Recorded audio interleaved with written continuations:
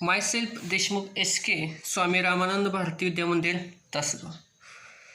Students, we study fourth topic, effect of electric current. Now we are going to study electric motor.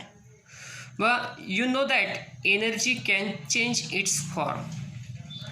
ऊर्जेचं रूपांतर होतं. So a device changing electrical energy into mechanical energy is known as electric motor. आता ह्या electric मोटरमध्ये electric एनर्जीचं conversion mechanical एनर्जीमध्ये होतं. आता ही जी electric motor दिसते की ज्याची डायग्राम तुमच्या पुढं आहे, it works on the principle of force acting on current carrying conductor in a magnetic field. It works on the principle of force acting on current carrying conductor in a magnetic field. म्हणजे चुंबकीय क्षेत्राच्या सान्निध्यात विद्युतधारा वाहून येताना वाहकावर बल निर्माण होतं.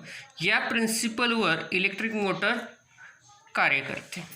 आता इलेक्ट्रिक मोटर ही कन्सेप्ट समजून घेताना आपण त्याचे पहिल्यांदा कंपोनंट, त्याचं कन्स्ट्रक्शन आणि कन्स्ट्रक्शनमध्ये आपण त्याचे कंपोनंट आपण समजावून घेऊया. आता इलेक्ट्रिक मोटर याच्यामध्ये बघा, फर्स्ट ला येतो तो मॅग्नेट. हा मॅग्नेट, हा जो मॅग्नेट यूज केला आहे तो हॉर्शू मॅग्नेट, म्हणजे त्याला आपण नालाकृती चुंबक म्हणतो. हा हॉर्शू मॅग्नेट तो असा असतो, हॉर्शू मॅग्नेट, नालाकृती चुंबक. त्यानंतर आपल्याला या ठिकाणी कॉपर वायर जी यूज केली आहे ती रेक्टँग्युलर आहे. कॉपर वायर जी यूज केली आहे ती रेक्टँग्युलर शेपमध्ये. त्यानंतर हे जे नॉर्थ पोल आणि साऊथ पोल आहेत, हे याच्यामध्ये ही रेक्टँग्युलर लूप प्लेस आहे. ठीक आहे, म्हणजे ह्या नॉर्थ पोल आणि साऊथ पोलच्या मध्यभागी तुम्हाला दिसते ही rectangular loop of copper wire. आता याच्यामध्ये मॅग्नेटिक फील्ड कशी तयार होते बघा. आता याच्यामध्ये मॅग्नेटिक फील्ड महत्त्वाचे आहे, चुंबकीय क्षेत्र. तर बघा, north pole to south pole, बघा north pole to south pole magnetic field बघा, north pole to south pole. आणि याच्यामध्ये कॉपर वायर अशी उभी आहे. कॉपर वायरची डिरेक्शन बघा आपण अशी धरू, आणि मॅग्नेटिक फील्ड कसे north pole to south pole. म्हणजेच कॉपर वायरची लूप ही magnetic field, copper wire ABCD ही rectangular loop of copper wire. ह्या कॉपर वायरची लूप ह्या मॅग्नेटिक फील्डला परपेंडिक्युलर डायरेक्शनमध्ये ठेवलेली आहे. आता आपणास या ठिकाणी फोर्स क्रिएट करायचे. काय करायचं आहे? फोर्स क्रिएट करायचं. कारण आपणास या लूपला, म्हणजे rectangular loop of copper wire, या लूपला आपल्याला जर रोटेट करायचं असेल तर फोर्स क्रिएट करावं लागणार. आणि फोर्स क्रिएट करण्यासाठी ह्या मॅग्नेटिक फील्डला ह्या लूपच्या परपेंडिक्युलरमध्ये ठेवली तरच काय होणार आहे? फोर्स क्रिएट होणार आहे. बघा, ह्या मॅग्नेटिक फील्डला नॉर्थ पोल आणि साऊथ पोल ह्या मॅग्नेटिक फील्डला ह्या लूपच्या परपेंडिक्युलर डायरेक्शनमध्ये ठेवली तरच फोर्स क्रिएट होणार आहे. त्याचनंतर आपणाला इलेक्ट्रिक मोटरमध्ये फ्लेमिंग लेफ्ट हँड रूलचा वापर करावा लागतो. आता फ्लेमिंग लेफ्ट हँड रूल्स तुम्हाला झालेला आहे, ह्या फ्लेमिंग लेफ्ट हँड रूलचा वापर करावा लागतो. त्यानंतर या ठिकाणी ॲक्सेलचा यूज केला जातो. हा आहे तो ॲक्सेल. काय याला म्हणतात? ॲक्सेल. तर ॲक्सेलचा यूज केल्यानंतर हा जो ॲक्सेल आहे तो स्प्लिट रिंगला सपोर्ट देण्यासाठी. हा ॲक्सेल कशासाठी? तर स्प्लिट रिंगला, ह्या ज्या स्प्लिट रिंग आहेत X आणि Y, ह्या ज्या स्प्लिट रिंग आहेत ह्या स्प्लिट रिंगला सपोर्ट देण्यासाठी हा ॲक्सेलचा वापर केला जातो. त्यानंतर जी स्प्लिट रिंग आहे, या स्प्लिट रिंग बघा X आणि Y इथं ह्या ज्या दिसतात याला म्हणतात बघा स्प्लिट रिंग. आता याला स्प्लिट रिंग का म्हणतात? कारण एक रिंग आहे की ज्याचे दोन तुकड्यामध्ये ती डिवाइड केलेली. बघा, साधी रिंग आहे की जी 2 तुकड्यामध्ये डिव्हाइड केले आहे, म्हणजे त्याचे 2 पार्ट केले आहेत आणि ह्या स्प्लिट रिंगला एका साईडला नाव दिलं आहे एक्स आणि दुसऱ्या साईडला नाव दिलेलं आहे वाय. त्यानंतर पुढं बघा आपण मॅग्नेट बघितला, rectangular loop of copper wire बघितली, नंतर स्प्लिट रिंग बघितली, ॲक्सेल बघितला. ओके. त्यानंतर बघा सर्किट क्रिएट केलेलं आहे. आता या ठिकाणी सर्किट क्रिएट केलेलं आहे आणि त्या सर्किटमध्ये स्विच हा आहे तो स्विच कनेक्ट केलेला आहे आणि या ठिकाणी सेल जो सोर्स ऑफ करंट.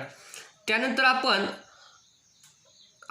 यानंतर आपण काय बांधणार आहे तर रेक्टँग्युलर लूप, हा जो rectangular loop of copper wire ABCD हा रेक्टँग्युलर लूप आणि सर्किटचे कनेक्शन हे कसे येते बघा. रेक्टँग्युलर लूप आणि सर्किटचे कनेक्शन बघा, जो सेलचा जो पॉझिटिव्ह टर्मिनल आहे बघा, सेलचा जो पॉझिटिव्ह टर्मिनल आहे तो या कार्बन ब्रश ईला कनेक्ट आहे आणि जो हा सेलचा जो निगेटिव्ह बघा, सेलचा जो पॉझिटिव्ह टर्मिनल आहे हा तो असा जातो आणि हा कार्बन ब्रश ईला कनेक्ट आहे.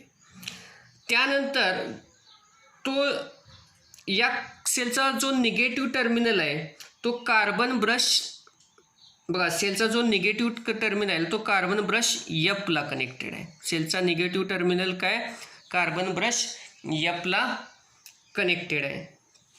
त्यानंतर ती रेक्टँग्युलर लूपचा जो एक एंड आहे, हा रेक्टँग्युलर लूप त्याचा एक एंड आहे म्हणजे AB लाईन, रेक्टँग्युलर लूपचा जी एक साईड AB त्याचा एक एंड हा स्प्लिट रिंग Xला कनेक्ट आहे आणि दुसरा एंड म्हणजे CD साईड झाली, हा दुसरा एंड कशाला कनेक्टेड आहे तर वायला कनेक्टेड आहे. पुन्हा बघा हे दोन हा आपण यूज केलेला जो मॅग्नेट आहे तो हॉर्सशू मॅग्नेट आहे. त्यानंतर ABCD ही rectangular loop of copper wire, ही जी कॉपर वायर तिचा शेप कसा आहे रेक्टँग्युलर लूप आहे. त्यानंतर हा आहे तो ॲक्सेल आहे, तो ह्या स्प्लिट रिंगला सपोर्ट देण्यासाठी यूज केलेला आहे. ही जी स्प्लिट रिंग आहे, ही स्प्लिट रिंग ही 2 पार्ट्समध्ये जी रिंग आहे ही 2 पार्ट्समध्ये डिवाइड केली आहे. त्याचं एक पार्ट्सला नाव दिलं आहे एक्स आणि दुसरा पार्ट आहे वाय. त्यानंतर हे कार्बन ब्रशेस E आणि F. नंतर जे सर्किट आहे याच्यामध्ये बॅटरीचा सेल यूज केलेला आहे जो सोर्स ऑफ करंट, नंतर स्विच आहे. अशा पद्धतीनं ही इलेक्ट्रिक मोटर आणि ह्या इलेक्ट्रिक मोटरमध्ये असणारे आपण बघतो ते कंपोनंट. इलेक्ट्रिक मोटरचे कंपोनंट बघितल्यानंतर आपण त्याचं बघणार आहे वर्किंग. आता इलेक्ट्रिक मोटरचं वर्किंग कसं होते बघा. आता या ठिकाणी आहे तो स्विच, हा स्विच ऑन केला की काय होणार आहे करंट फ्लो होणार आहे आणि करंट फ्लो होताना तो कसा होणार आहे पॉझिटिव्ह टर्मिनल, कसा होणार आहे पॉझिटिव्ह टर्मिनल. करंट कसा फ्लो होते बघा, हा करंट जाताना कसा positive terminal to negative terminal असं काय होणार आहे करंट फ्लो होणार आहे. आता सर्वप्रथम करंट कुठे पास होतो. आता सर्वप्रथम करंट कसं जाणार आहे बा, या ठिकाणाहून पास होऊन तो पहिल्यांदा लाईन ABला जाणार आहे. पुढे जाणार आहे लाईन AB नंतर पुढं तो जाणार आहे BC आणि BC नंतर तो पुढे कुठे येणार आहे CD मधून पास होणार आहे. आता ही झाली आपण करंट बघितलं, करंट फ्लो होण्याची डायरेक्शन. जेव्हा स्विच ऑन होतो, आता हा स्विच ऑन करतो तेव्हा करंट फ्लो होऊन लाईन ABमध्ये येतो आणि ABमध्ये आल्यानंतर या ठिकाणी ऑलरेडी मॅग्नेटिक फील्ड प्रेझेंट आहे, from north pole to south pole. आणि आपण या ठिकाणी याच्या अगोदर शिकलेलं आहे, जर मॅग्नेटिक फील्ड प्रेझेंट असेल आणि त्या ठिकाणी करंट कॅरिंग कंडक्टर म्हणजे हा करंट या ठिकाणी करंट आपण पास केलं आहे म्हणजे करंट फ्लो झाला आहे आणि हा करंट कुठं ABमध्ये आला आणि या ठिकाणी काय मॅग्नेटिक फील्ड प्रेझेंट आहे. जर मग या ठिकाणी मॅग्नेटिक फील्ड पण प्रेझेंट आहे आणि करंट कॅरिंग कंडक्टरसुद्धा आहे, तर काय होणार आहे या ठिकाणी फोर्स एक्झर्ट होणार आहे. काय होणार आहे फोर्स एक्झर्ट होतो आणि फोर्स एक्झर्ट होतं म्हणजेच काय प्रेशर येतो आणि जेव्हा करंट पास होणार तेव्हा लाईन ए बी जेव्हा करंट पास होतो तेव्हा तो लाईन ए बीमध्ये पोचतो, त्यावेळी या ठिकाणी मॅग्नेटिक फील्ड आहे आणि करंट कॅरिंग कंडक्टर पण आहे. म्हणजेच लाईन ए बीवरती फोर्स अप्लाय होणार आणि तो फोर्स काय होणार आहे, कोणत्या डायरेक्शनमध्ये होतो त्यासाठी आपल्याला फ्लेमिंग लेफ्ट हँड रूल्स आपल्याला यूज करायचं आहे. आता फ्लेमिंग लेफ्ट हँड रूल्स काय सांगतो तर बा according to Fleming left hands rule left, आता इथं खाली फ्लेमिंगचा लेफ्ट हँड रूल तुम्हाला दाखवतो. According to Fleming left hand rules the left hand thumb index finger त्याला आपण काय म्हणतो तर्जनी and middle finger are stretched so as to be perpendicular to each other. आता मिडल फिंगर हे थंब, इंडेक्स फिंगर आणि मिडल फिंगर, अंगठा, तर्जनी आणि मधले बोट एकमेकांना लंब राहतील अशा आपण ताट धरावे. अशा रीतीने ताट धरले तर काय दाखवतं तर इफ इंडेक्स फिंगर म्हणजेच काय तर्जनी, if index finger is in the direction of the magnetic field and middle finger is in the direction of the current, middle finger points the direction of the current and thumb points the direction of the force on the conductor. हा आपण बघितलेला Fleming left hand rules. आता हा जो Fleming left hand rule आहे की ज्याच्यामध्ये thumb force काय डिनोट करतो, force on the conductor. Index finger काय डिनोट करतो तर direction of the magnetic field आणि मिडल फिंगर काय डिनोट करते तर डायरेक्शन ऑफ दी करंट. आता हा जो लेफ्ट हँड थंब रूल आहे तो लेफ्ट हँड थंब रूल आता इथं कसा अप्लाय होतो बघा, कारण ह्या इलेक्ट्रिक मोटर जे आहे ती लेफ्ट हँड थंब फ्लेमिंगचा जो लेफ्ट हँड रूल आहे त्याच्यावरती आधारित आहे. तर बघा या ठिकाणी बघा ही आहे ती magnetic field, direction of the magnetic field north to south pole. त्यानंतर हा लाईन ए बी, ही जी लाईन ए बी दिसते ही काय आहे direction of the current. Line A B ही काय डायरेक्शन ऑफ दी करंट आणि फोर्स ऑन दी कंडक्टर. आता या ठिकाणी बघा ही मॅग्नेटिक फील्ड झाली, हा डायरेक्शन लाईन ए बी ही काय झाली डायरेक्शन ऑफ दी करंट. आता बघा या ठिकाणी आपण हा जो डावा हात आहे, आपण बघतो तो डाव्या हाताच्या अंगठ्याचा नियम. हा अंगठा हा काय डिनोट करतो फोर्स ऑन दी कंडक्टर म्हणजे लाईन ए बी. नंतर ही आहे इंडेक्स फिंगर म्हणजे त्याला काय म्हणतो आपण तर्जनी. इंडेक्स फिंगर काय डिनोट करते तर direction of the magnetic field आणि मिडल फिंगर ही आहे ती मिडल फिंगर काय डिनोट करते तर डायरेक्शन ऑफ दी करंट. काय डिनोट करते तर डायरेक्शन ऑफ दी करंट. आता हाच रूल आपण इथं कसा यूज केला आहे ते बघू. तर बघा या ठिकाणी हा रूल यूज करताना बघा आपण हा जो अंगठा आहे बघा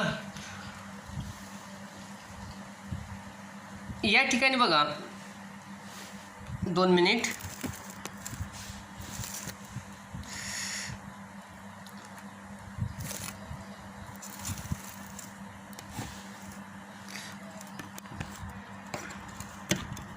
बघा या ठिकाणी बघा ही जी मिडल फिंगर दिसते म्हणजे ही लाईन ए बी ही काय करते, ही लाईन ए बी ह्या काय करणार आहे डायरेक्शन ऑफ दी करंट. नंतर त्यानंतर बघा जी इंडेक्स फिंगर आहे की ज्याला आपण तर्जनी म्हणतो ते काय झालं मॅग्नेटिक फील्ड नॉर्थ पोल आणि साऊथ पोल. आणि जो थंब आहे तो काय दर्शवतो फोर्स ऑन दी कंडक्टर. म्हणजे ही शेजारी जे डायग्राम काढलेले आहेत त्याच पद्धतीने ही काढलेली आहे. फक्त बघा जसं आपण मगाशी बघितलं या पद्धतीनं ही डायग्राम आणि या पद्धतीने आपण उलट्या पद्धतीने केलं, काय उलटी पोझिशन दाखवली तर अंगठा काय होणार आहे डाऊनवर्ड डाऊनवर्डला येणार आहे. म्हणजे हा अंगठा म्हणजे थंब काय डिनोट करणार आहे फोर्स. त्यानंतर जी ही इंडेक्स फिंगर आहे ही काय दर्शवणार आहे मॅग्नेटिक फील्ड, आणि हे जी मिडल फिंगर आहे ही काय करणार आहे मिडल फिंगर काय दाखवते तर डायरेक्शन ऑफ द करंट. म्हणजे हा या पद्धतीनं आपण काय केलं हा फ्लेमिंग लेफ्ट हँड रूल असा उलटा खालच्या दर्शन दाखवलं. तर बघा आता पुन्हा बघा डायग्रॅममध्ये आपण येऊ. तर बघा यामध्ये जेव्हा लाईन ए बी आता जो फोर्स आहे म्हणजे ही direction of the magnetic field. Okay,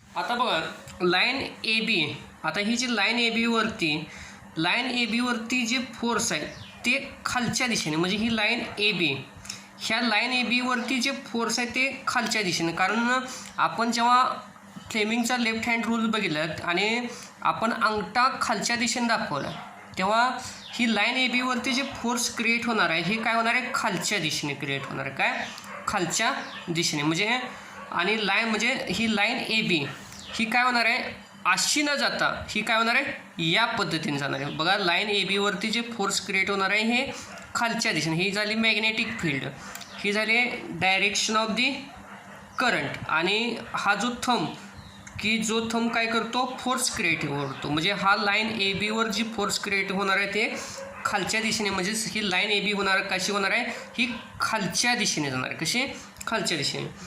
त्यानंतर जेव्हा करंट ए बीमधून बी सीला जातो, कशामधून ए बीमधून बी सीला पास होतो आणि बी सीमधून करंट कशाला पास होणार आहे सी डी, म्हणजे लाईन ए बीच्या ह्या लाईन ए बीच्या अपोजिट डिरेक्शन, लाईन ए बीच्या अपोजिट डिरेक्शनने काय होणार आहे करंट पास होणार आहे. म्हणजे ए बीला फोर्स हे डाऊनवर्ड डायरेक्शन,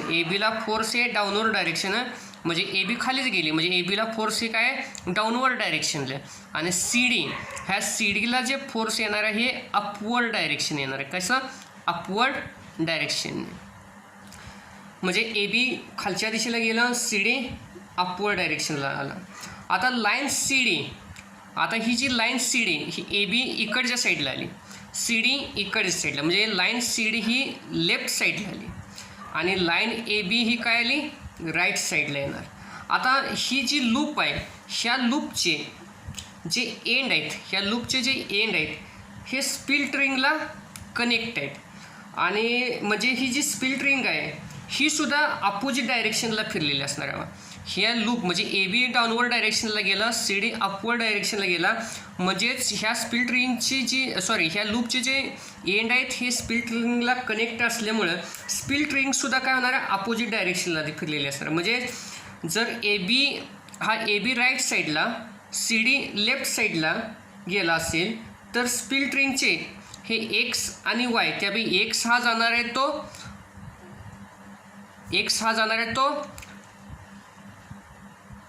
राईट साईडला, म्हणजे या ठिकाणी एक्स येणार. बघा या दुसऱ्या डायग्राममध्ये आपण बघू, हा या ठिकाणी येणार आहे एक्स. बघा पुन्हा बघा जेव्हा करंट पास होतो तेव्हा हा करंट कसा येणार आहे ह्या डायरेक्शनमध्ये. आता ह्या डायरेक्शनमध्ये गेल्यानंतर हा या ठिकाणी वायच्या ठिकाणी एक्स आला आणि एक्सच्या ठिकाणी काय आला वाय आला. ओके, म्हणजे एक्स हा राईट साईडला गेला आणि वाय हा लेफ्ट साईडला झाला, म्हणजे या ठिकाणी काय झालं एक हाफ रोटेशन कंप्लीट झालं. आता बघा आपण दुसऱ्या डायग्राममध्येच बघू. आता करंट कुठून पास होतो या पॉझिटिव्ह टर्मिनलमधून करंट पास होतो, तो कार्बन ब्रशमध्ये जातो. कार्बन ब्रशमध्ये गेल्यानंतर कार्बन ब्रशमध्ये हा जाणार, कार्बन ब्रशमध्ये गेल्यानंतर आता कार्बन ब्रश ही कशी स्टेशनरी, म्हणजे ही कार्बन ब्रश हलत नाही.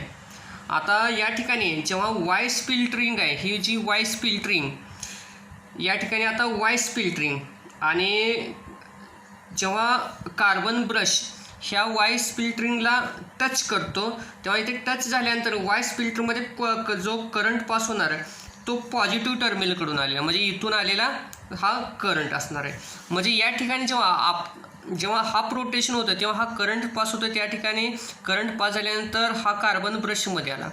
हा कार्बन ब्रशमध्ये आल्यानंतर हे करंट पुढं गेला, म्हणजे ही वाय स्प्लिट रिंग हा करंट पुढे गेला. आता या ठिकाणी जेव्हा हाफ रोटेशन झाल्यानंतर हा ए बी इकडं डाऊनवर्ड डायरेक्शनला आला, म्हणजे इकडं काय आला सी डी आला, हा काय असणार इथं सी डी, आणि इथं काय असणार आहे ए बी. आणि स्प्लिट रिंगचं सुद्धा स्प्लिट रिंगची सुद्धा डायरेक्शन चेंज झाली. जसं इथं एक्स आणि वाय होते तशी इथं काय आली वाय आणि एक्स झाली. आता यामध्येच त्यानंतर बघा पुढं पण प्रत्येक हाफ रोटेशन नंतर, आता या ठिकाणी प्रत्येक हाफ रोटेशन नंतर हा लूप रिसिव्ह होतो, काय होतो लूप रिव्हर्स होतो. प्रत्येक हाफ रोटेशन झाले की आता ए बी डाऊनवर्ड डायरेक्शनला गेला, सी डी अपवर्ड डायरेक्शनला होतो, म्हणजे लूप काय होतं रिव्हर्स होतो. तसंच करंटसुद्धा रिव्हर्स होतं. म्हणून हा लूप आणि ही करंट ही जी डायरेक्शन आहे ही अँटी क्लॉकवाईज, म्हणजे हा इथला ए बी खाली आला, सी डी वर गेला. म्हणजेच क्लॉकवाईज डायरेक्शन कशी असते right to left. Clockwise direction कशी असते घड्याळाचा काटाचा राईट टू लेफ्टमध्ये फिरतो, त्याला म्हणतो आपण क्लॉकवाईज डायरेक्शन. आणि अँटी क्लॉकवाईज डायरेक्शन म्हणजेच कसं उलटं बघा, अँटी क्लॉकवाईज म्हणजे ए बी खालच्या दिशेने जाणार आणि सी डी अपवर्ड डायरेक्शनला जाणार. आता इथं बघा इलेक्ट्रिक मोटरमधले आता मेन पॉईंट बघू. आता या डेफिनेशन आपण बघितली. डेफिनेशनमध्ये काय सांगितलं इलेक्ट्रिक मोटरची a device changing electrical energy into mechanical energy is known as electric motor. त्यानंतर आपण प्रिन्सिपल याचं बघितलं. प्रिन्सिपल काय सांगतं force acting on current carrying conductor. बघा force acting on current carrying conductor in a magnetic field, हे झालं त्याचं प्रिन्सिपल. प्रिन्सिपल नंतर आपण काय बघितलं फ्लेमिंगचा left hand rule. Thumb force on the thumb denote करतो, फोर्स ऑन दी कंडक्टर.